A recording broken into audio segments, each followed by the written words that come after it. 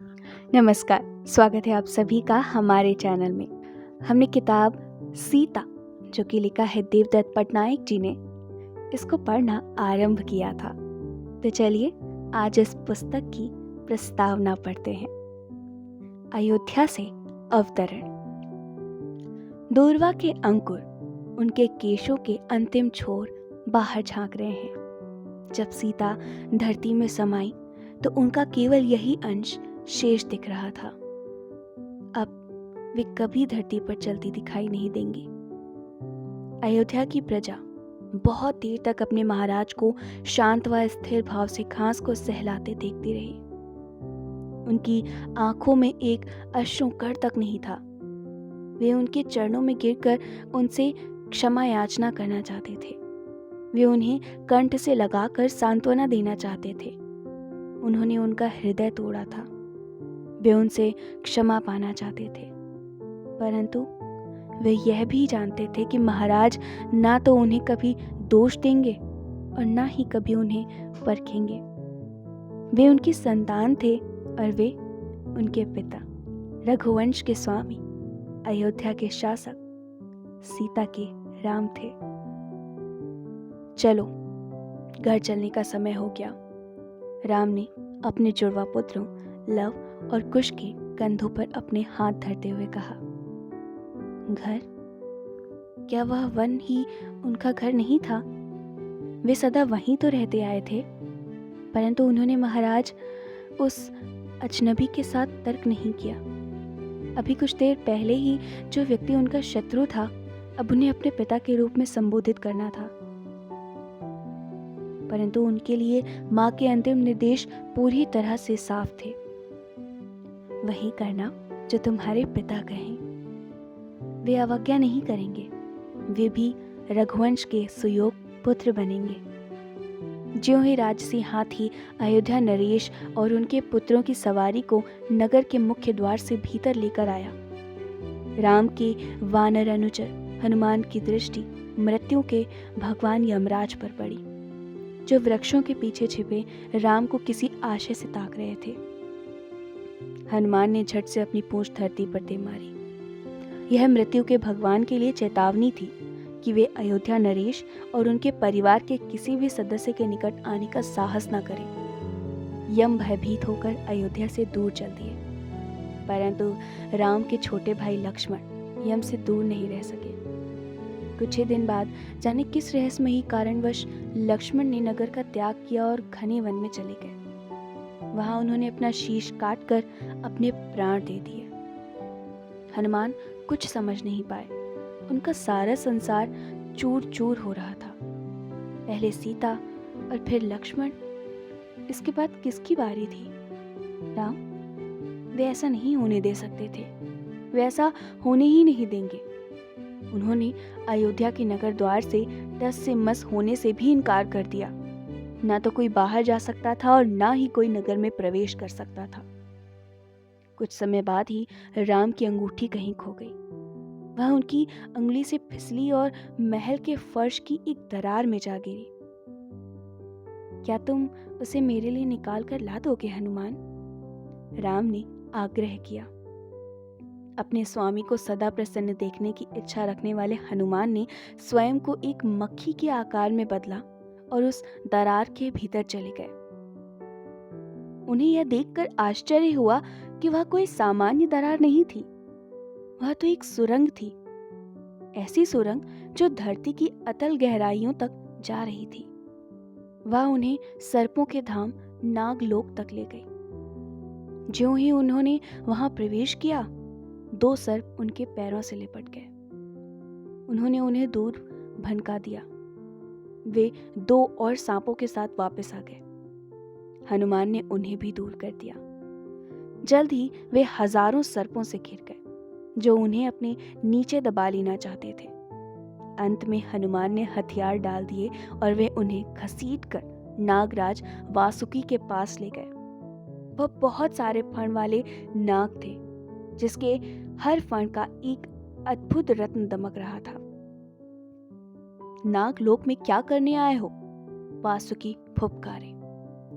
मैं अंगूठी लेने आया हूं। ओह, अच्छा, वह अंगूठी। मैं तुम्हें उसका पता बता दूंगा, अगर तुम मुझे पहले थोड़ी जानकारी दे दो। कैसी जानकारी?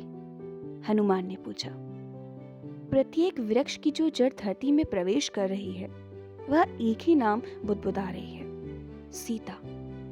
वे कौन है, क्या तुम जानते हो?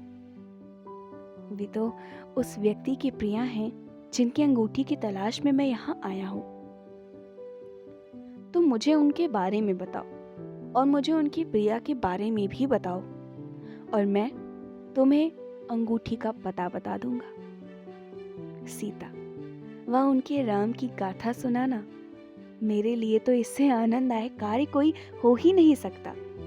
मैं आपको जो भी बताऊंगा उसमें से अधिकतर तो मेरे निजी अनुभव हैं, कुछ मैंने दूसरों के मुख से सुने हैं। इन सभी कथाओं में सब सत्य है, इसे पूरी तरह से कौन जानता है? वरुण के 1000 नेत्र हैं, इंद्र के 100 नेत्र हैं और मेरे केवल 2 नेत्र हैं। नागलोक के सभी सर्पों ने हनुमान के आसपास घेरा डाल दिया। वे उनकी कथा सुनने को उत्सुक थे। नागलोक में सूर्य या चंद्र नहीं होता और ना ही उनके पास अग्नि है। वासुकी के फण पर चमक रहे 7 चमकीले रत्नों से ही प्रकाश मिलता है, परंतु वही पर्याप्त था। सीता का संबंध सदा से ही वनस्पति से जोड़ा जाता है, विशेष तौर पर घास से। कुछ लंबी और तीखी घास है। वो वैदिक अनुष्ठानों का अनिवार्य अंग है। यज्ञ का आयोजन करने वाले इस घास से बने आसन पर बैठते हैं और अपनी अंगुली में कुशा से बनी अंगूठी धारण करते हैं। इसे अग्नि लाने ले जाने तक अहाते में सफाई के लिए झाड़ू के तौर पर भी प्रयोग में लाया जाता है। पुराण इसका संबंध ब्रह्मा के बालों, विष्णु के बालों तथा सीता के बालों से जोड़ते हैं। राम रघुवंश या रघुकुल से संबंध रखते हैं, तभी उन्हें राघव कहते हैं, जो एक रघु या राघवेंद्र हैं। सभी रघुओं में सर्वश्रेष्ठ रघु राम के परदादा थे तथा सूर्यवंशी राजाओं से संबंध रखते थे, जिसकी स्थापना इक्ष्वाकु नरेश द्वारा की गई, जो अपने नैतिक मूल्यों के पालन के लिए विख्यात थे। मृत्यु के भगवान यम को एक ऐसा देव माना जाता है जो धरती पर किसी का जीवन अंत हो जाने पर यह नहीं देखते कि वह व्यक्ति राजा था या रंक। वे बिना किसी भेदभाव के उसे यमलोक ले जाने आ जाते हैं। माना जाता है कि वे हनुमान के अतिरिक्त और किसी से भयभीत नहीं होते। हनुमान एक वानर है। वानर मनुष्य के चंचल और व्याकुल मन का प्रतीक भी हैं। वे बाधाओं को दूर करते हैं। मृत्यु भी उनसे भय खाती है। इस प्रकार वे हिंदू देवगण में सर्वाधिक लोकप्रिय संरक्षक देव के रूप में जाने जाते हैं। स्थूल रूप से हिंदू मिथकीय जगत के 3 स्तर हैं। आकाश में देवों, अप्सराओं और गंधर्वों का वास है। पाताल लोक में असुरों और नागों का राज है तथा धरती पर मानव, राक्षस तथा यक्ष वास करते हैं। ये तीनों लोग कहलाते हैं। सबसे पहले स्वर्गलोक, सबसे नीचे पाताल लोक और इनके मध्य में भूलोक आता है। फणधारी नाग मनुष्य का रूप भी ले सकते हैं। माना जाता है कि इनके फण पर रत्न पाए जाते हैं। इन रत्नों में अनेक जादुई विशेषताएं पाई जाती हैं, जिनके बल पर वे इच्छा पूरी कर सकते हैं। मृतक को जीवन दान दे सकते हैं, रोगी को आरोग्य प्रदान करते हुए सौभाग्य व संपदा दे सकते हैं। पारंपरिक तौर पर रामायण को सदा अनुष्ठानिक संदर्भों में बांटा गया।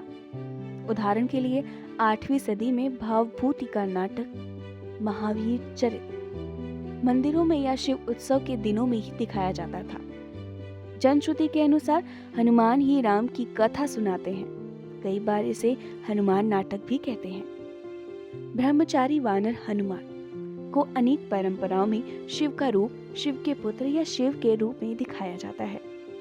नाग उर्वरता का मूर्त रूप है, इसलिए उनका भगवती से निकटतम संपर्क है। पश्चिमी विचारधारा रामायण को ऐतिहासिक और भौगोलिक संदर्भ में रखने को वरीयता देती है। इसे किसने लिखा, कब और कहाँ लिखा, पारंपरिक भारतीय सोच रामायण को समय और काल की सीमाओं से मुक्त रखना पसंद करती है। विद्वानों के राम समय और स्थान की सीमा से बंधे हैं। भक्तों के राम मनुष्य के मन में है, इसलिए वे असीम और शाश्वत हैं। इस विषय में राजनेता निसंदेह एक अलग ही कार्यसूची रखते हैं।